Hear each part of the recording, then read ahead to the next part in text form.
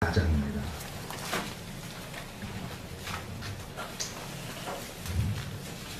마태복음 24장.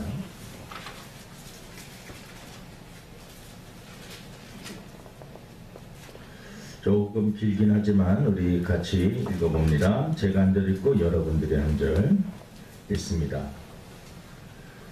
3절부터 14절까지입니다. 예수께서 감난산 위에 앉으셨을 때에 제자들이 조용히 와서 이르되 우리에게 이르소서 어느 때에 이런 일이 있겠사오며 또 주의 임하심과 세상 끝에는 무슨 징조가 있사오리까. 예수께서 대답하시되 너희가 사람의 미혹을 받지 않도록 주의하라. 많은 사람이 내 이름으로 와서 이르되 나는 그리스도라 하여 많은 사람을 미혹하리라. 난리가 난리 소문을 듣겠으나 너희는 생각 두려워하지 말라. 이런 일이 있어야 내 아직 끝은 나라. 민족이 민족을 나라가 나라를 대적하여 일어나겠고 곳곳에 기근과 지진이 있으리니 이 모든 것은 재난의 시작이라. 그때 사람들이 너희를 환난에 넘겨주겠으며 너희를 죽이리니 너희가 내 이름 때문에 모든 민족에게 미움을 받으리라. 그때 많은 사람이 사람이 되어 서로 자갈서로 서로 고쳐놓으며 가게 묻으며 거짓 선지자가 많이 일어나 많은 사람을 미혹하겠으며 불법이 세상하고 많은 사람의 세상이 씌워지리라. 그러나 끝까지 견디는 자는 구원을 얻으리라. 이 천국 복음이 모든 민족에게 증언되기 위하여 온 세상에 전파되리니 그제야 끝이 오리라. 아멘. 할렐루야. 오늘도 말씀을 통해서 하나님께서 은혜를 주실 줄로 믿습니다. 오늘 말씀 제목은 예수님의 재림입니다. 우리 한번 따라하십니다. 예수님의 재림. 1992년도 10월 28일 날 다미 선교회 이장님 목사님을 중심으로 해서 어떠한 일들이 일어났느냐. 10월 28일 날 1992년 10월 28일 날 예수님이 재림한다라고 얘기를 해서 우리나라 한참 시끄러웠던 적이 있습니다. 뉴스에서도 그들이 모여서 하얀 옷을 입고 예배드리는 그 장면들을 여러분 기억하실 것입니다. 10월 28일 날 예수님이 재림을 한다고 해서 학생들은 학교를 다 그만두고 아침부터 저녁까지 교회에서 찬양하며 예배하며 말씀 듣고, 장사하는 사람들도 예수님이 10월 28일 날 오시는데 내가 이거 사과 하나 팔아서 뭐하나. 의사들도 수술하고 있다가 예수님이 오시는데 이 사람 살려놔봤자 뭐 10월 28일 날 다 끝나는데, 의사하는 사람들도 교회에 오고 학생들도 교회에 오고 정치하는 사람들도 총선이 뭐 선거가 내년도에 있으면은 10월 28일 나면 선거 하기도 전에 예수님이 오시는데 내가 이거 선거 준비하면 뭐하나. 모든 사람들이, 이것을 믿었던 사람들이 모든 것을 다 손을 놓고 그냥 자기가 여태까지 지었던 죄들을 회개하면서 시간을 교회에서 보내자 이런 마음으로 10월 28일 날 그 사람들이 모여가지고 막 찬양하고 예배하는 그러한 모습들을 보았습니다. 10월 28일 날 예수님은 오시지 않으셨습니다. 근데 성경에는 분명히 이렇게 말씀을 했습니다. 그 날과 그 시는 아무도 모른다. 하나님만 아신다. 아니, 성경에 분명히 그 날과 그 시간은 모른다라고 분명히 알려주셨는데, 거기다가 굳이 막 성경을 이리 계산하고 저리 계산하고 요한계시록, 다니엘, 예언서 막 이렇게 여러 가지 막 짜 맞춰가지고 계산기를 뚫어보니까 10월 28일 날 1992년 10월 28일 예수님이 딱 오시는 날이라고 생각을 해요. 그리고 또 그날 그때 젊은이들이 꿈도 꾸고 환상도 보고 막 그랬다고 해서 우리나라가 아주 시끄러웠던 적이 있었습니다. 그런데 문제는 그 이후로 재림이라는 그 단어가 나오면 사람들이 재림? 그건 잘못된 거 아니야? 예수님이 다시 오신다고 또 떠드는 이상한 이단, 또 사이비 종교 아니야? 라고 하는 그런 말 때문에 기존 교인들조차도 이 재림에 대한 그 단어에 대해서 약간 거부 반응, 그리고 꺼림직하게, 그리고 목사님들도 알게 모르게 예수님이 재림하십니다 라고 하는 그러한 설교들을 조금 피하게 되는 그러한 현상들이 일어난 것이 사실입니다. 왜냐하면 하도 재림 하다가 예수님이 재림하지 않으십니까? 또 기존 교인들도 재림에 대한 설교를 조금 자제하게 되고, 그러다 보니까 기존 성도들도 재림에 대한 설교에 대해서, 또 예수님이 재림하신다는 것에 대해서 약간 부정적인 그러한 생각을 가지게 되었다라는 것입니다. 여러분, 분명한 것은 성경은 예수님께서 구름을 타고 올라가시면서 내가 올라간 그대로 다시 오겠다라고 말씀을 하셨습니다. 재림은 분명히 있습니다. 재림은 분명히 우리가 기다려야 되는 그러한 사실입니다. 성경은 이것을 우리들에게 강조를 하고 있습니다. 이 재림이라는 단어는 원어적으로 보면 파루시아라고 하는 단어인데, 그 의미는 주 예수 그리스도께서 구원을 완성하시기 위해서 마지막 날에 지상에, 이 땅에 다시 오시는 일, 그것을 바로 재림이라고 하십니다. 예수님은 다시 육신을 입고 구름을 타고 이 땅에 오시는데 모든 사람이 다 그것을 지켜볼 것이다 라고 성경은 말씀을 하고 있습니다. 성경에 318회나 이 재림에 대해서 언급하고 있는 것입니다. 지나가듯이 한두 번 그냥 내가 다시 올 것이다 라고 이렇게 말씀하신 것이 아니라 분명히 예수님은 다시 오실 것을 말씀을 하셨다라는 것입니다. 데살로니가 전서 후서를 잘 읽어보시면 예수님이 재림하시기 전에 일어날 현상들, 예수님이 재림하실 때 상황들에 대해서 좀 더 구체적으로 잘 나와 있습니다. 데살로니가 전서 후서가 그렇습니다. 또 오늘 읽었던 우리 마태복음 24장은 제자들이 예수님께, 예수님 세상 마지막 때에 또 예수님이 다시 오실 그때에는 어떠한 일들이 일어납니까? 라고 질문한 것에 대해서 예수님이 대답을 해주시는 그러한 장면입니다. 마가복음 13장도 그렇고 누가복음 21장에도 분명히 언급을 하고 있습니다. 예수님이 처음에 이 땅에 오실 때는요, 아기 예수로, 어떻게 보면 초라한 모습으로 이 마구간에서 예수님이 탄생하셨습니다. 아주 어리고 나약하고 어떻게 보면 불쌍한 모습으로 이 땅에 오셨습니다. 그리고 이 지상에서 사시면서도 몫으로, 그리고 십자가에 못 박혀 죽으시는 그러한 모습으로 예수님이, 물론 예수님이 부활승천하셨지만 처음에 오실 때 예수님은 우리의 죄 문제를 해결해 주시기 위해서 이 땅에 육신을 입고 오셨습니다.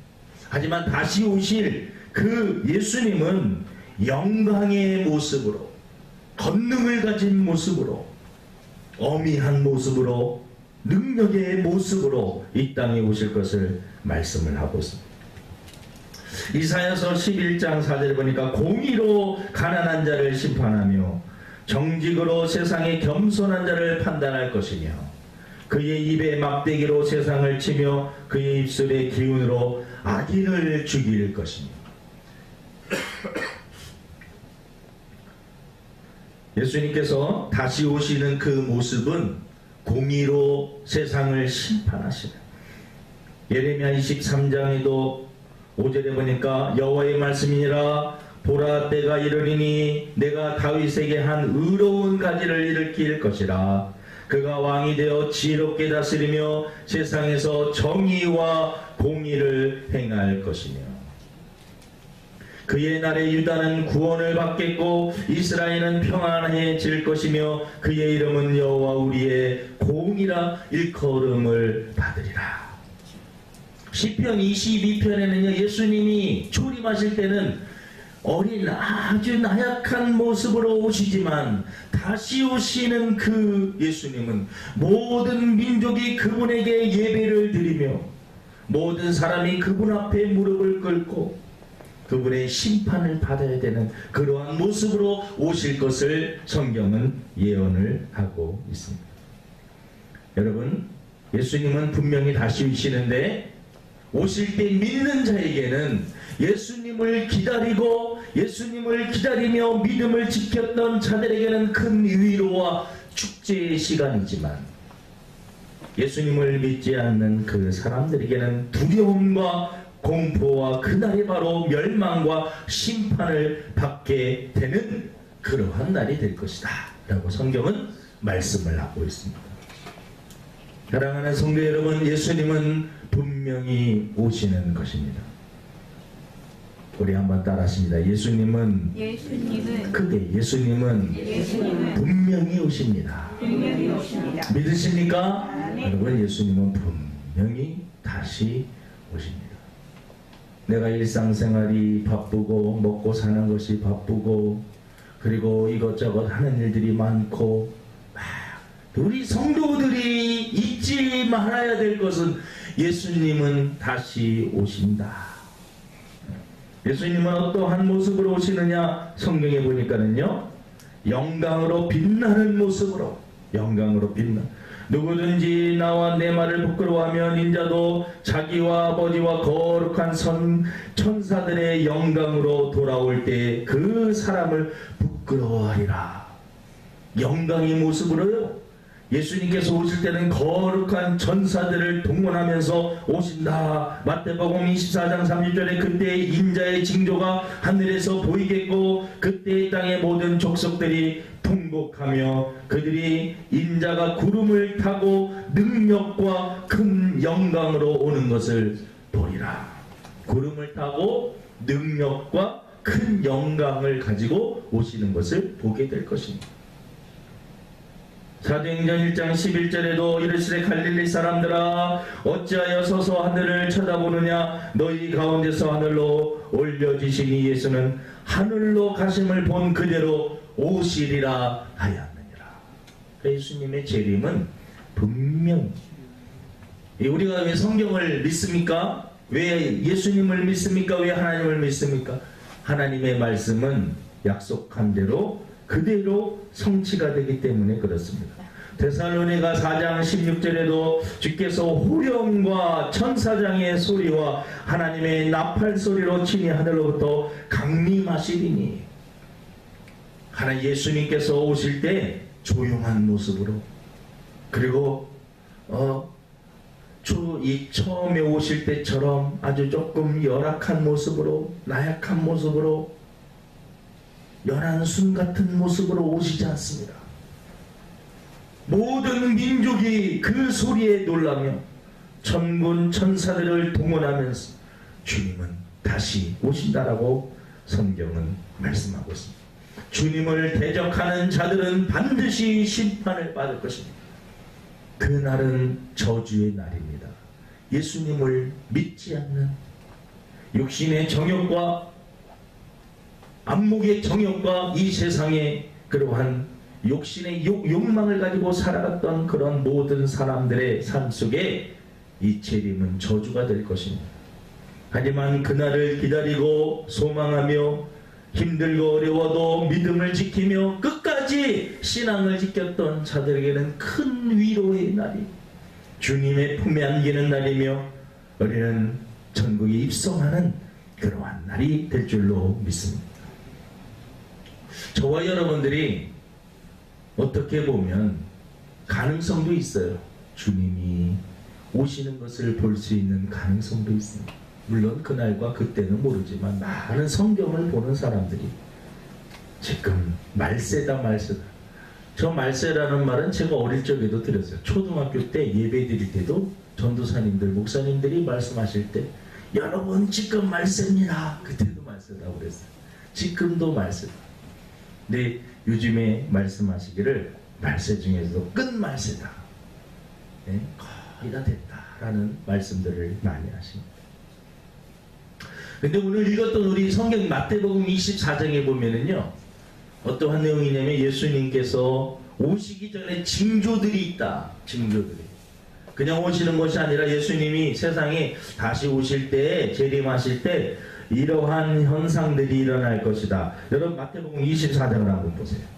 자, 24장 쭉쭉 읽고 일어납니다. 3절에 왜 이런 일이 언제 일어납니까? 세상 끝에는 무슨 징조가 있겠사옵니까? 예수님 오실 때 4절에 보니까 예수께서 대답하여 이르시되 너희가 사람의 미혹을 받지 않도록 주의하라. 많은 사람이 내 이름으로 와서 이르되 나는 그리스도라 하여 많은 사람을 미혹하여. 그 징조 중에 첫 번째는 여러분 뭐예요? 그리스도가, 자기가 그리스도라고, 자기가 예수라고, 자기가 구원자라고, 여러분 나를 믿으십시오. 이 그리스도라고 주장하는 사람은 어떻게 보면 능력을 가진 사람일 수도 있습니다. 우리들이 생각하지 못하는 신비한 기적을 행하는, 막 병든 사람을 고칠 수도 있고, 우리가 할 수 없는, 상상할 수 없는 또한 신비한 능력을 가지고 있는 그러한 사람이에요. 사람들이 볼 때 저 사람이야말로 정말 그리스도다, 메시아다, 우리가 생각했던 그러한 분이다 라고 착각할 수 있을 정도로 능력을 가진 그러한 그리스도, 거짓 그리스도가 나타나게 될 것이다. 근데 너희들 미혹받지 말아라. 그 사기에 넘어가지 말아라. 6절에 보니까 난리와 난리 소문을 듣겠으나 너희는 삼가 두려워하지 말라. 이런 일이 있어야지 끝은 아니라. 난리 막 이상한 게 세상적으로 어려운 난리, 전쟁과 이상한 소식들. 여러분 코로나19도 이게 이런 난리가 어디 있습니까? 우리가 인생을 살면서 전염병들이 이렇게 죽었고 역사적으로 많은 사람들이 죽었다라고 하는 그러한 우리들이 이렇게 살펴보죠. 우리가 직접 겪고 있는 이 시대를 어떻게 보면 난리입니다. 난리. 7절에 민족이 민족을, 나라가 나라를 대적하여 일어나겠고 곳곳에 기근과 지진이 있으리. 그러니까 성경적으로 보면은요, 지진이라는 그러한 것도 가면 갈수록 더 많아집니다. 우리나라는 지진과 상관이 없었던 나라였습니다. 그렇죠? 여러분 지진 때문에 막 누가 죽거나 그런 적이 우리나라 없었습니다. 하지만 이제 우리나라도 지진에서 자유로운 나라가 되지 못합니다. 알게 모르게 끊임없는 지진에 대한 그러한 공포와 두려움이 우리나라 사람들도 가지게 되었습니다. 9절에 보니까 그때 사람들이 너희를 환난에 넘겨주겠으면 너희를 죽이리니 너희가 내 이름 때문에 모든 민족에게 미움을 받으리라. 여러분 믿음의 사람들에게 마지막 때는요, 좋은 일이 일어나기보다는 믿음 때문에 핍박을 받고 때로는 그 믿음 때문에 죽임을 당할 수도 있는 일이 일어날 수 있는 것을 성경은 경고를 하고 있습니다. 예수님을 믿는 것 때문에 어려움을 받고 세상 사람들로부터 미움을 받을 수 있는 일이 일어날 수 있다. 10절에 보니까 그때 많은 사람이 실족하게 되어 서로 잡아주고 서로 미워하겠습니다. 실족이라는 단어는 한자로 보니까 이를 실, 발족입니다. 발을 잃어버려, 발을 헛디뎌 갖고 넘어진다라는 것입니다. 이게 무슨 말이냐? 사람들이 실족하는 일이 많이 생긴다는 것은 생각지도 못하게 악한 사단이 쳐놓은 덫에 걸려가지고 넘어지는 사람들이 많이 있다라는 것입니다. 길거리 가다가 다리 삐끗해갖고 넘어지는 그것만 실족이 아니라 영적으로 넘어질 수 있는 악한 사단이 쳐놓은 어떠한 덫, 웅덩이에 빠지거나 걸리는 것들이 바로 이 실족이라는 것입니다. 거짓 선지자가 많이 일어나 많은 사람을 미혹하고 불법이 성함으로 사랑이 식어집니다. 말세 예수님이 오시기 전에 증상 가운데 하나는 바로 사랑이 식어지는 것입니다. 사랑이 식어지고 박해지고 사랑이 식어지고. 13절 여러분 우리 한번 크게 읽습니다. 13절입니다. 시작. 그러나 끝까지 견디는 자는 구원을 얻으리라. 그러나 끝까지 견디는 자. 많은 사람들이 신앙생활하기 힘들다고 떠나는 그러한 때가 이루어지고, 신앙 때문에 세상 사람들로부터 미움을 받아서 실족하고 넘어지고 타락하고 죄악에 빠지고 세상으로 가는 자들이 많아지는 그러한 상황 속에서도 이 말은 많은 사람들이 넓은 길로 편한 길로 가게 된다는 것.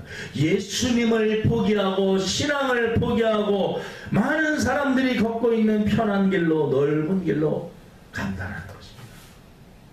하지만 끝까지 견디는 자는 구원을 얻으리라. 성경 말씀이 너무 놀랍지 않습니까? 이게 2000년 전에 기록된 말씀인데요. 마치 오늘 이 시대에 살고 있는 저와 여러분들에게 예수님께서 너무나 답답하고 안타까워서 주시는 메시지 같지 않습니까? 데살로니가전서 5장 4절에 보니까는요, 그날이 도둑같이 너희에게 임하게 될 것이다. 도둑같이. 도둑이 예고하고 오지 않습니다. 내가 다음 주 화요일에 너희 집 털로 갈 테니까 너희 문단속 잘해라. 이렇게 예고하고 오는 도둑놈이 어디 있겠습니까? 언제 올지 몰라요. 예수님도 언제 오실지 몰라요. 그날과 그 시간을 맞추기 위해서 지금도 성경을 연구하는 사람, 어리석은 자죠. 예수님, 이 성경에 보면은 그날과 그때는 아무도 모른다라고 분명히 우리들에게 말씀을 해줬는데 굳이 그걸, 마태복음 24장 36절 우리 한번 읽어보겠습니다. 여러분 마태복음 24장 36절 한번 찾아보세요. 그러니까 막 그날을 자꾸 언제 오신다라고 하면 이 구절을 얘기하면서 헛소리 하지 마시고 성경을 제대로 믿고 신앙생활 하세요.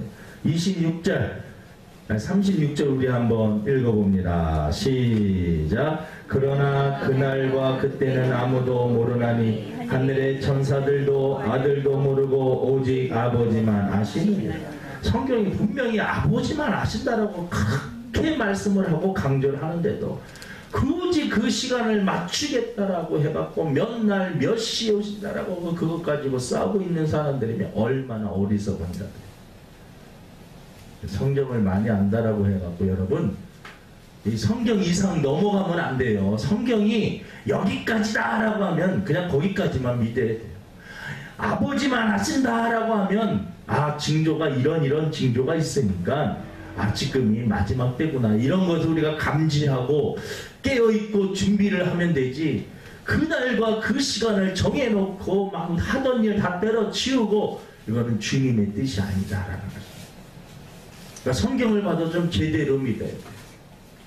신비주의가 다 나쁜 것은 아닌데 신비주의가 엉뚱한 짓들을 할 때가 있습니다. 기도를 너무 말씀은 많이 보지 않고 기도를 너무 많이 하다 보면 이게 말씀을 떠나서 기도를 통하여서 조금 잘못된 길로 갈 수가 있어요. 기도하는 것이 나쁘다는 것이 아니라 말씀을 근거로 한 기도 생활에 돼야지, 말씀이 전제되지 않고 기도만 많이 하다 보면 환상과 신비와 꿈과 다른 사람들이 보지 못하는 것들, 물론 여러분 하나님께서 그러한 것들을 때때로 보여주지만 하나님께서 보여주시는 그것은요 성경에서 벗어난 것을 특별하게 그 사람에게 보여주지 않습니다. 성경의 틀 안에서.